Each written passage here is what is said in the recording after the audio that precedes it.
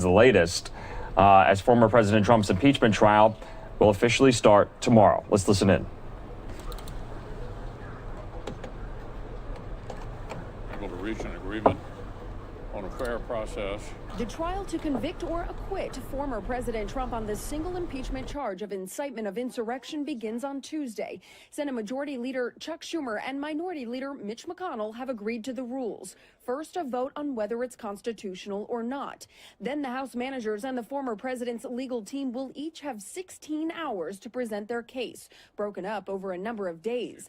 The Trump team writing, "This process will provide us with an opportunity to explain to senators why it is absurd and unconstitutional to hold an impeachment trial against a private citizen."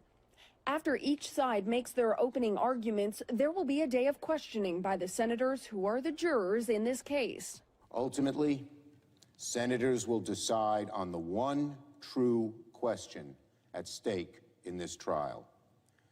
Is Donald Trump guilty of inciting a violent mob against the United States? The senators also have to agree whether they will allow subpoenas for witnesses, meaning a longer trial. Simply put, the snap impeachment raises serious questions about fundamental fairness, due process, or more accurately, a lack thereof. If the senators decline to call witnesses or consider evidence, then they will move to 4 hours of closing arguments, split evenly, before a vote to convict or acquit. If convicted, then they will vote if former President Trump is disqualified from holding public office again. There's a pretty high bar to convict. A supermajority is needed, so 67 senators have to vote against the former president. The Senate is split 50-50. In Washington, Lauren Blanchard, Fox News. Thank you, Lauren. And President Trump's attorney, David Schoen, withdrew his request today to have a pause during the trial to observe the Jewish Sabbath. We are learning what former President Trump was doing today. We haven't heard much from him. We've heard from his supporters and advocates. They've been issuing messages on his behalf as kind of like his conduit. Remember, he's been deplatformed on a number of social media channels, so we have not really heard from the former president lately, but we are getting these photos in from today. This is coming from the Associated Press at the moment.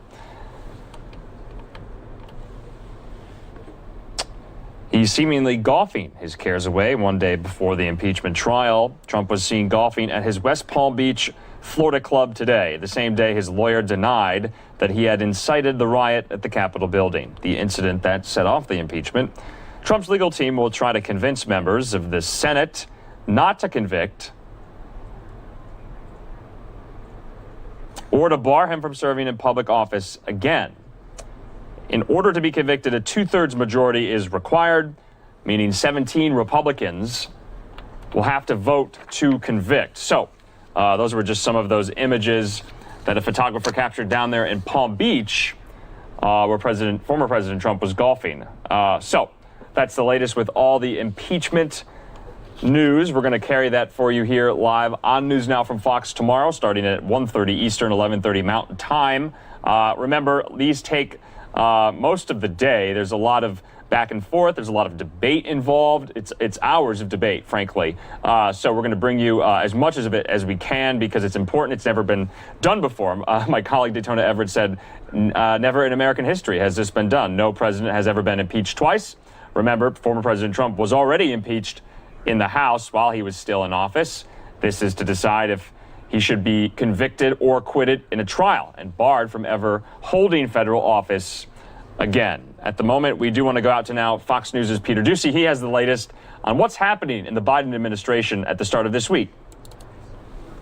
Not following the ins and outs of the Trump impeachment trial. We'll let the Senate work that out. Instead, his focus is COVID-19, touring an Arizona vaccination site today virtually. Come on in. And supporting a Democratic relief proposal for federal payments up to $3,600 per child for qualifying families. This proposal is emergency funding, as I understand it. What about raising the minimum wage to $15 per hour by 2025? The Congressional Budget Office now projects that could cost 1.4 million jobs in 2025 alone. But the White House still wants it in the stimulus. There is a parliamentarian who will make decisions about what can end up in a final package. Even though Biden himself was skeptical about raising the wage like that Friday. But that may not be in your American Rescue Plan. No, I put it in, but I don't think it's going to survive. Immigration policy may soon change, too, as DHS reportedly prepares to tell ICE agents not to prioritize deporting illegal immigrants convicted of simple assault or DUI. Nobody is saying that DUIs or assault are acceptable behavior. We're talking about the prioritization of who is going to be deported from the country. It's been 19 days since 11,000 people planning on working on the Keystone XL pipeline found out the project was canceled by Biden executive order. My wife and I, we have a daughter in college. How do we pay for that? How do we add to retirement, provide health care? Climate czar John Kerry promised union workers like Stout can have green jobs instead. They can be the people who go to work to make the solar panels. But union boss Richard Trumka, who still supports Biden's general ideas, thinks he should have had those green jobs lined up already. I wish he had paired that more carefully with the thing that he did second by saying, here's where we're creating jobs. When do they get their green jobs? The president and many Democrats and Republicans in Congress believe that investment in infrastructure, building infrastructure that's in our national interests and that boosts the U.S. economy, creates good-paying union jobs here in America and advances our climate and clean energy goals are something that we can certainly work on doing together. President Biden is addressing climate change with an all-of-government approach. Every cabinet agency is supposed to be using all of their authority to improve the environment. But despite all the eyeballs on this, people who are losing jobs deemed not environmentally friendly still have not been told when their promised green jobs will be ready. At the White House, Peter Ducey, Fox News. Thank you, Peter. We are going to go now out to Fox Business's Connell McShane with a report about the economy today and the latest on Wall Street. Connell.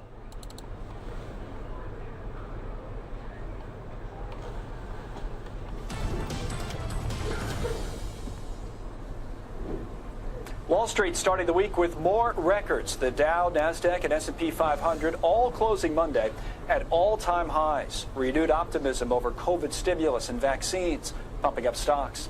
Meantime, drivers continue feeling pain at the pump. The national average for regular unleaded rising over the weekend, and prices are now up in 33 of the past 35 days.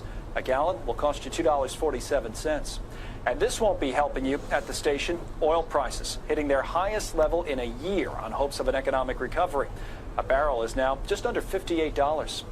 And call them young, restless, sometimes sneaky. According to a new survey from the personal finance site creditcards.com, just over half of millennials in a long-term relationship have committed financial infidelity, whether it's hiding some spending from their partner or maybe concealing some past debt.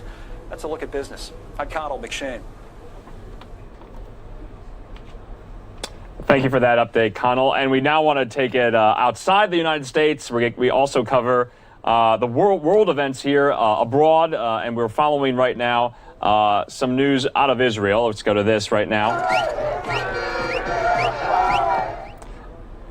Israeli Prime Minister Benjamin Netanyahu briefly appeared in a Jerusalem courtroom today and formally pleaded not guilty to corruption charges. About 20 minutes after Netanyahu submitted his written response to the allegations, he was seen leaving the courtroom as the hearing proceeded without him. The 71-year-old leader was indicted last year on charges of fraud, breach of trust, and accepting bribery. Monday's appearance comes just weeks before a national election in Israel. The hearing was pushed back multiple times due to the coronavirus restrictions, and protesters gathered outside the courtroom calling for Netanyahu's resignation over the charges. The Israeli leader has denied any wrongdoing, dismissing the charges against him as a witch hunt by biased members of the media and law enforcement. So there's the latest out there. That's out of Jerusalem today. We are going to take a quick commercial break. We have some more news and updates that we want to get to. And these are some of the